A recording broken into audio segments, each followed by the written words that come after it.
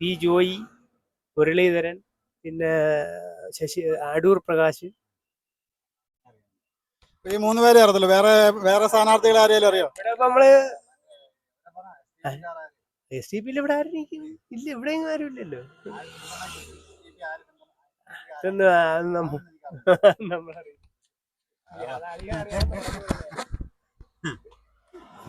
നടക്കട്ടെ, നല്ല കാര്യങ്ങൾ ചെയ്യും, നല്ലത് തന്നെ.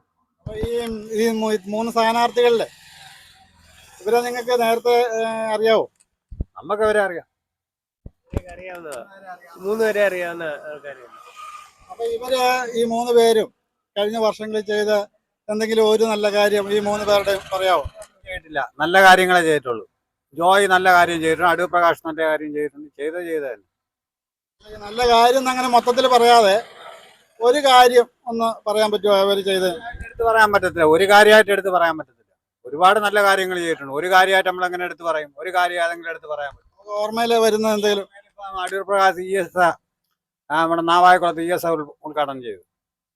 ജോയ് MLA ഒരുപാട് കാര്യങ്ങൾ, റോഡ് ഇത് ഒരുപാട് കാര്യങ്ങൾ ചെയ്തു. നമ്മളെ പഞ്ചായത്തിലെ ഒരുപാട് ഫയർ സ്റ്റേഷൻ നാവായക്കുളത്ത് ജോയ് MLA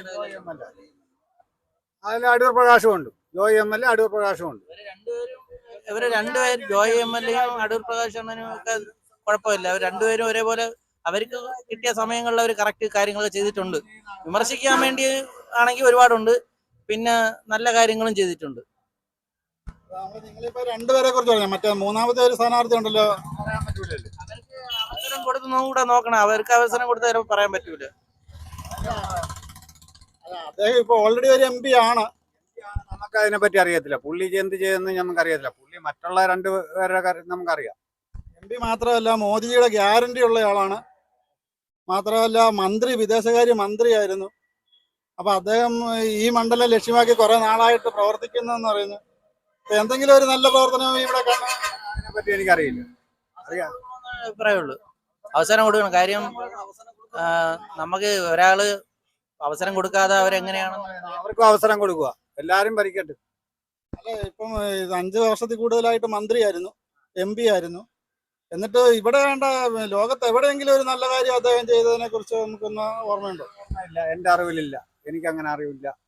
മറ്റുള്ളവര് വ്യക്തത കുറവാണ് അതിനെ കുറിച്ചുള്ള. നല്ല കാര്യം ചെയ്ത് കാണും, ചെയ്ത് കാണും എന്നതില് നമുക്ക് 2 പേരെ നന്നായിട്ട് അറിയാം. അവർ ഒത്തിരി കാര്യങ്ങൾ ചെയ്തത് നമുക്കറിയാവുന്ന ആൾക്കാരാണ്.